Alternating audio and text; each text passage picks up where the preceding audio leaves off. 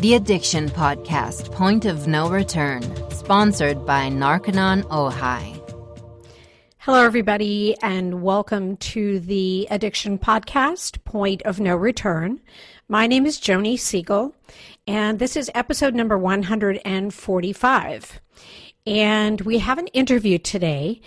But before I tell you about the person we're going to be interviewing, I want to remind you to please subscribe to this podcast wherever you listen to podcasts, and also check us out on YouTube. We have a YouTube channel now, and we are videoing our podcast. So for anyone that prefers video, you can go to YouTube and watch. And please give us a 5-star rating so that we can have more and more people listen to our message of hope and help. So today we're going to be interviewing an award-winning author and poet. Her name is Melissa A. Bond. She has performed her own written works in numerous venues in Salt Lake City.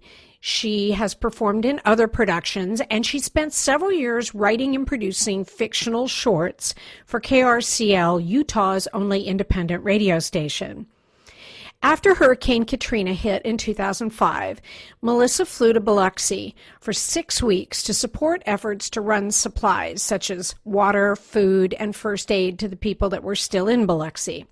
4 months later, she and 2 other friends raised money to bring additional supplies to the 9th Ward in New Orleans. While there, Melissa and her friends helped tear down soggy drywall and support the people in the 9th Ward in sifting through the remains of their homes. In the evenings, Melissa would write. Upon their return, Melissa and her fellow artists created a multimedia show of their time in New Orleans and toured the show through Houston, San Francisco, New Orleans, and Salt Lake City. Melissa ran a Kickstarter to support the writing of her current book, which details her shocking dependency upon the Ativan her doctor had prescribed for sleep. The Kickstarter funded in 3 days. The first draft of the book won 2nd place in the Utah Original Writers Competition. Poe Ballantine judged and called the book poetic and lyrical, having been elevated to a work of art. While writing this book, Melissa also wrote for the national blogs Mad in America and Ravishly, all while raising 2 hilarious children. Her son is the inspiration behind her short film Googled, which premiered at the San Jose International Short Film Festival in 2016. So, without further ado, let's talk to Melissa A. Bond. So, Melissa, thank you so much for being on the podcast today. I always appreciate when people are willing to share their stories. I know that any type of addiction is not necessarily someone's favorite part of their life story, but I think that the more we get different stories and we put them out there, that people listening know that they're not alone and that they can get help and hope. Yeah, absolutely. And I'm honored to be part of this community you've created. So awesome. Thank you so much. Start with your story. You had your own addiction. How did that get started? So I think it's pertinent to say that I was raised in a family of addicts. So my mother had a strong addiction and went into recovery when I was 17. It permeates the family. So I, from a very early age, had been very conscious and cautious and fearful. So I was very surprised to get caught up. What happened was I had 2 pregnancies close together. I had my son, and then 6 months later, I became pregnant with my daughter. During that time, I started to experience insomnia that was more severe than anything I've been through in my life. It was day after day after day of sleeping an hour or 2. And I was pregnant, so they couldn't do any kind of research or put me on any kind of medication. And it kind of snowballed from there. I think the gravity of the insomnia made me very susceptible. So they put me on Ambien, which was a very bad drug for me. And then I cold turkeyed when my daughter was born. And 3 months later, my insomnia was so severe, I was really ready to do anything. So I went to see a doctor who claimed to be an expert in, hormonal issues. And he said, you absolutely have to sleep. I'm going to give you a sedative. And that was the beginning. At that point, I didn't care. I wanted him to knock me out with a 2x4. So there may be something in my brain chemistry, but I think the Ativan is a very highly addictive drug. So despite my caution as a, young woman and then later adult, I didn't care. I think the pain of the insomnia was so severe that I just kept taking it per his recommendations. So I think it was, and then I think I'll describe the point at which I realized that I was so physically dependent I could not get off on my own. What I do want to say was that there was it's a story about being addicted to a drug, but it's very different than the cultural narrative that we have that so many people suffer under. And that's one thing that I had wanted to talk about. It was a physical dependence, but there was no part of me that ever used it improperly or against my doctor's orders. It was just a desperation to have some semblance of normal sleep. And yet I suffered, I think, the same way I had seen people that were addicted in the way our cultural definition of it exists. I think you're right. And I think you bring up a really good point that we have brought up over and over again on the podcast. And that is people who become addicted because their doctors prescribe either a painkiller or, in your case, sleeping medication. You just have to be careful. There's no way around it. We all want to believe that our doctor knows what they're talking about and has our best interest at heart. And mostly that's true, but oftentimes they don't know the long-term effects. And there you go. There's a great example. This was a great example because, and also our doctors often really don't always know. He told me that it was absolutely safe, even though he kept increasing my dosage, which would have normally, in any normal circumstance, set off my sensors. Right. But I was so desperate. You get, people I think can get to points in their life where they have to trust, or they just, the pain is so great, they will put caution aside. And I think, and he raised my dose pretty rapidly. So I think for whatever reason, he felt that they were fine, but it got to the point where it was beginning to degrade me physically, mentally. I couldn't remember a thing from one day to the next. I would have friends show up at my door and say, we talked yesterday about getting together, and I wouldn't have no recollection. I lost about 15% of my body weight because I couldn't eat. I would have stomach cramps, and I kept thinking, what's happening? I would fall, I couldn't walk through a room straight without running into something. So for me, there was a sense of, what is happening to me?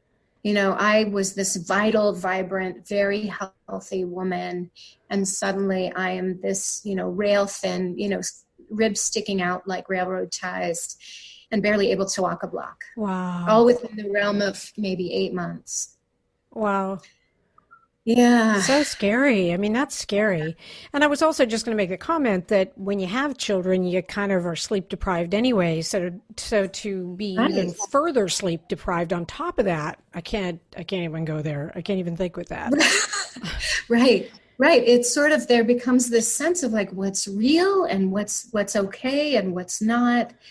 And so the point at which I suddenly realized, wait a minute, this is far beyond what I would consider, normal, sleep deprived, exhausted motherhood was the night when I had this sudden realization, this radical realization that the drugs themselves were actually impacting my body to such a degree that I was becoming disabled. Wow. And it's radical to me that it took so long, but what happened? Should I tell this story now? Sure. Yeah. My daughter was about 1.5 years, so I had been on them the entire year, day after day. just at nighttime to sleep. And I had given her a bath. It was this very, sweet scene of my little girl with her little teacups pouring water in the bath. And, I had gotten her out and she had this little green froggy towel that I would sort of put over her head. And we're having our nighttime ritual. And I'm holding her, my beautiful little girl. I'm holding her. We walk out of the bathroom and her room was just to the left. And without warning, it was as though somebody had chopped my legs out from beneath me. I was suddenly with my daughter falling like a dead body from a bridge, and I could see her head going straight towards this, curve, the corner Yep. of the room, and it was going to split her head open. And I could do nothing. So I just wrenched my shoulder, ran my head and my shoulder into the corner and just fell onto the carpet. And the rest of my muscles were working fine, but my legs had completely just stopped working. And so we both lay there on the carpet. My son was asleep.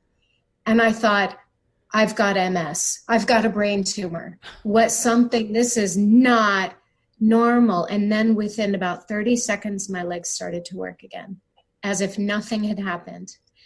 And it was in that moment I thought, I've never researched these drugs. My body, this has never been anything. And I went upstairs, I got her to bed.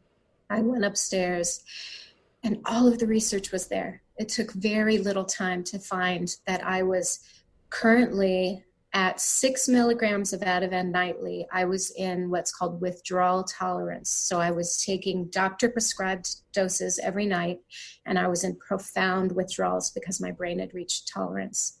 Wow. Yeah. Wow. Yeah, it was devastating. Yeah. Because I knew it would only continue. Wow. I mean, there it is. I mean, doing the research, it's good that you had that really bad incident with your daughter, and fortunately it came out okay. But if you hadn't researched it, I may not have known. No. I may not have known.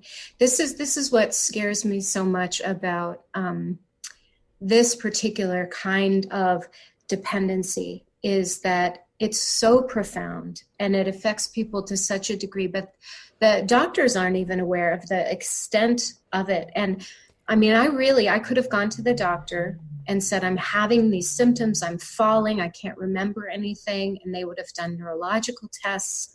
I could have been medicated with some other medications. I would have spent a fortune, and I don't think they ever would have said, maybe this is the Ativan. I don't think so either. I think they would have given you another drug, and that drug would have had its own side effects, and then you have to do another one, and it's a really a vicious cycle. It's this horrible, just, and people get over medicated all the time because the doctors are unaware. They don't think to ask. And I just, out of luck, I think suddenly realized, and when I think that the thing that was the most terrifying was I said, okay, my body is so addicted to these things. I would love to go into the bathroom and to just take that pill bottle and just dump it, and get rid of it and never take them again. And I didn't know what to do with the insomnia at that point, but it was so devastating. And what I read was, whatever you do, don't stop taking them because you can have a fatal seizure. It is the only drug besides alcohol that can kill you if you stop, right? Cold turkey. Wow. And that's when I thought, I'm in trouble. Yeah. Yeah. I will just make a comment that there are other psychiatric medications that, same thing, you can't cold turkey. You can die if you just cold turkey them. And doctors don't tell you that. No.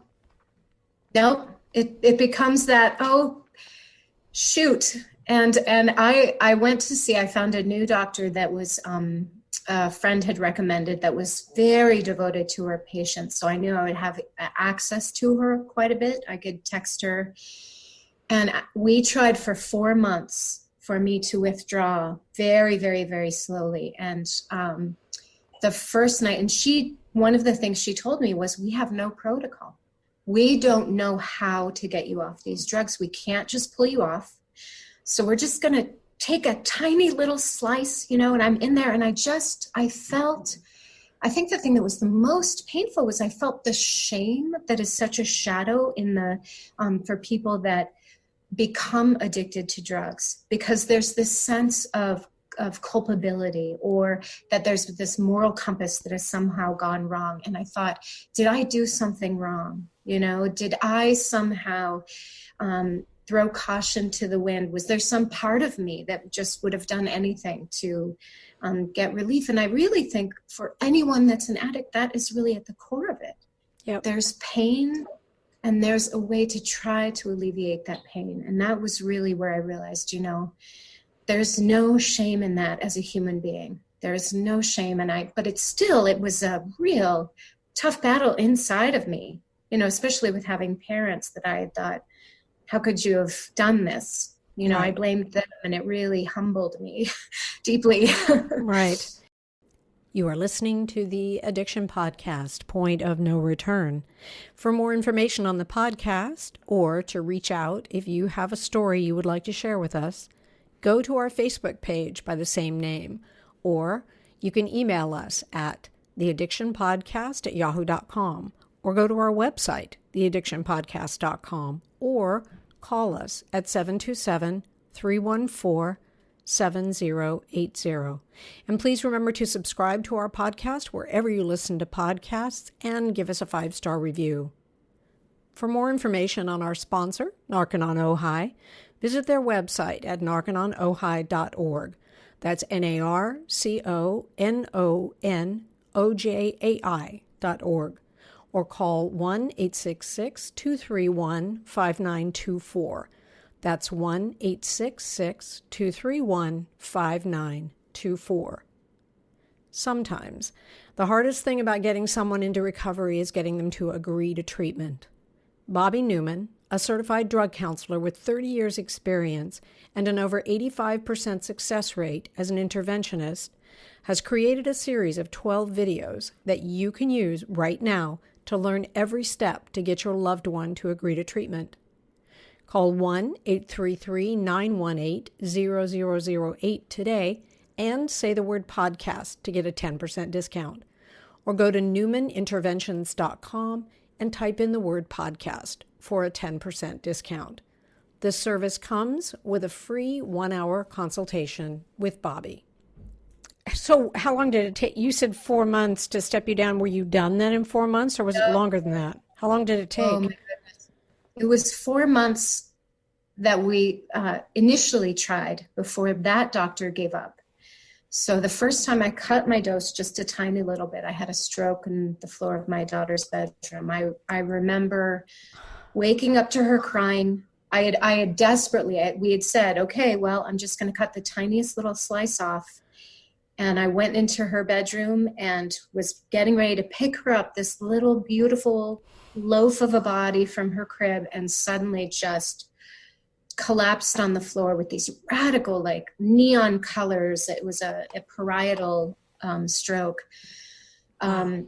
Really thought I was dying, and then blackness. And I woke up. She was not crying anymore, and I could barely move my arms and legs. And it took me all night to crawl up the stairs, make it into the bedroom. And I remember trying to wake up my husband at the time by because I couldn't talk, lifting my arm and just dropping it on his face. And he didn't wake up. And then I passed out again. So after 4 months of this, I didn't have another stroke, but I had a number of just so severe withdrawals that she said, I do not know how to get you off of these. We've got to expand our search to a doctor that is so well versed in benzodiazepines that he can safely get you off, because I was trying to raise 2 infants. Yeah. I was trying to, at that point I couldn't work. I had been a freelancer, journalist, poet, and I could barely write. I could barely read. And So I found someone, and he changed my life, and it took a year of withdrawals at that point. Every single day struggling with really radical fire under the skin, muscle twitches. I couldn't look people in the eye. It was a hypersensitivity that's so acute. I really just had to narrow my life down and create a year-long withdrawal program. Wow. That's a long withdrawal. I've considered myself, it's a long time. I feel like an Olympian. Well, I mean, yeah, I mean, we've talked about this on the podcast before because our main sponsor is Narconon Ojai, and in the Narconon program, they do drug-free withdrawal. Now, they would not have done withdrawal on you. Probably they would have sent you to someone to step you down because of the type of drug it was. But a withdrawal from heroin can be done in 2 weeks. Do you know? Yep. And you think, oh, heroin, worst drug ever. I mean, the fact that it took a year, that's mind-blowing. It's mind-blowing, which is why I think it's so still something that people are not aware of, because it's so radically difficult. And a lot of people don't make it. They'll go too fast and they will end up in the ER, and they will get immediately shot with benzo, or they will have a psychotic break. So you have to do it under, medical supervision, but someone who really knows, because I would have these sort of surges. I would drop tape. The taper was 1/10 of my dose.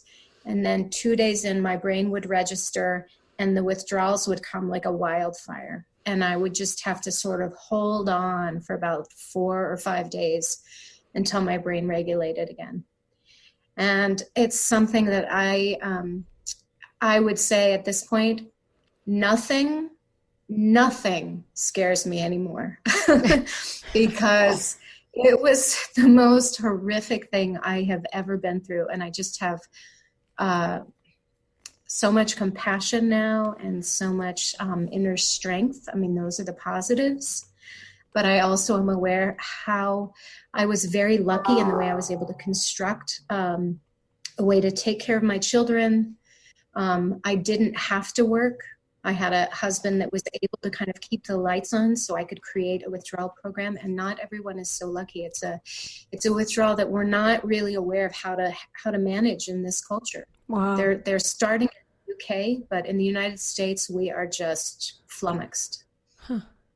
Yeah. Amazing. I mean, I applaud you for getting through it. That obviously was not an easy thing to do. And I really do applaud you making it through. Thank you. I think, I ended up, I blogged a lot. Once I was able to start writing, at that point, there was a fury inside of me that the medical community didn't realize, as I imagine a lot of people that were addicted to opiates, just as painkillers, felt that fury. How could you have betrayed me this way? And so I started writing. And eventually, on one of my blogs, ABC contacted me and said, we have a sense that this could be a really big issue. And they ended up interviewing me. It was just the most bizarre experience to talk about the most personal anguish a person can go through. I imagine any person that's addicted to talk about. And I remember actually they said to me, would you go off like the last 5 milligrams? I think I should say that I never got entirely off. I got down to 5 milligrams of Valium, at which point I kept trying to taper and my body would absolutely be a firestorm. And there were some things in my family that were happening at that point. My doctor said, at 5 milligrams, you are not suffering cognitive decline anymore. You've gained weight, you can walk a straight line, we can hold here, and you're not going to suffer extreme, repercussions. But they said to me on ABC, would you go off the 5 milligrams on camera? And I thought, television. What a bad idea. And I briefly, what a bad idea.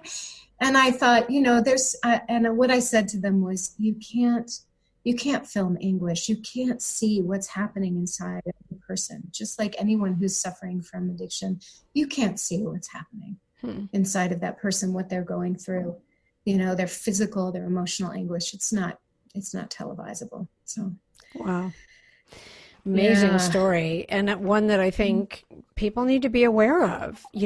I think more and more people now are aware of the dangers of painkillers, but maybe not so much sleeping pills, Not so much benzodiazepines. People, in my research, I've looked at what I call the kind of the lexicon, the language that we use culturally around various drugs and how it changes throughout the years. And with opioids, because we have an awareness now of how dangerous they are, the lexicon and the images that you see are all frightening, they're cautionary, there's no joking around about opioids.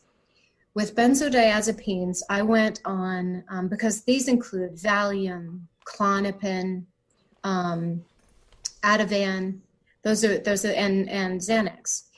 I got on Pinterest and there were just pages and pages of jokes, pictures of 50s style eras, moms saying Xanax, breakfast of champions, Xanax and a donut.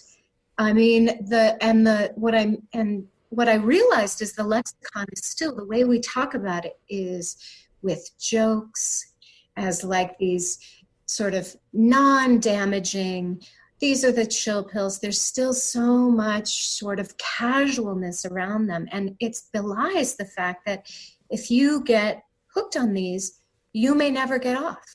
You may suffer a year of withdrawals if you're lucky. Wow. And that's why I am trying to sort of be a force of education for people, because I do not want anyone to have to suffer that way. I think it's laudable that you're doing that. I can't imagine having to go through a year's worth of withdrawal. So you still have to take a low dose of Valium to this day? I still take a low dose. It's interesting because I recently had somebody ask the question, what is the thing you're most afraid of? And I thought, I'm not afraid of death. I feel like I've gotten close enough to that a couple of times. I would be afraid of something happening to my children, but the thing that strikes fear in me is going through withdrawals again. It's something I'm raising my children now. I'm a single mom and I've got a son with a disability. So that is part of it. I can't, as long as I'm stable and I'm not seeing decline, I will stay on that until they're raised. Maybe there's a point, but I've been told, I've been working with benzodiazepine groups like the Benzodiazepine Information Coalition. There's several of them that are trying to get more research, and there's a lot that seems to be pointing to permanent brain damage in terms of the structural aspects of the brain that are the GABA receptors, which is why going off entirely can sometimes be incredibly hard, because the brain, to regain the GABA receptors fully, it might not happen. And so that's something that is another part of the cautionary tale. It's not something that you're messing with the brain's structures. And everyone's brain sort of adapts to the drugs differently, but mine, I may never get off that 5 milligrams. I would like to, but at this point, I'm happy to be stable, to walk a straight line, to hold my children, to have a job, and to be able to talk with you is a tremendous thing. Understood. So you've written a book, right? More than one. That's right. I think more than one, right? Yeah. I started my life as a poet. Became a journalist. I loved journalism and have always written. And this was such a dramatic experience and so long-term. And there were so many, there was so much humbling that came out of it. Initially, it was a therapeutic book. And then it became a book of advocacy. And now my hope is that it is a work of art because I've put everything into it. I'm currently working towards getting an agent and publisher, but I'm taking my time and trying to do it right because the industry is very different than it was even 10 years ago. And I know that benzodiazepines are just starting to gain recognition, and people think, I've had a couple of agents say, how's this different from the opioid epidemic? And so I've had to be really clear that I'm saying this is an equally damaging epidemic, but also very different because people don't know what's happening to them. Right. Yeah. So one thing I would like to ask you is to be sure and let us know when your book is published so that we can let people know. Yeah, absolutely. There's a website called madinamerica.com that was started by an amazing man named Robert Whittaker. He did a bunch of research when he started seeing that people, as they were introducing more psychiatric medicines, people were getting sicker. And he spent years researching it and has documented this in his book, Anatomy of an Epidemic. And he began the website as a place for people and professionals to talk about how we manage this kind of crisis of, these new psychiatric drugs that may not long-term really be as effective as we think they are. And so I put my initial drafts of the book, a couple of initial drafts on the website, but it's so different now. I just want to caution people that it's a very different book now, but it does have some of the chapters on there so they can get a little glimpse. Right. How old are your kids now? They are 10 and 11. Okay. Yeah. So they, I believe they did not suffer through this, which I feel is my biggest accomplishment. I would agree. Yeah. To go through something like that for a year and, maintain motherhood and 2 small children, I think it's commendable. I really do. Yeah. Thank you. You're welcome. You're welcome. Yeah. Well, Melissa, this is kind of how I usually kind of wrap up interviews that we do, and that is that if you had one message you would want to give to our listeners, I believe that some of our listeners might be addicts, but I think that for the most part, it is friends and loved ones of addicts who maybe don't know what to do. But if you had one message that you would give our listeners, what would that be? Oh gosh. One thing is the level of compassion that's needed to work with a loved one that is suffering either from physical dependency or addiction is tremendous. Also, people have to be ready to change or to do what's necessary to be able to recover from any kind of dependency or addiction. And that is something that will also just require patience. You can't push them. It really, I think the only reason I survived was because I was determined.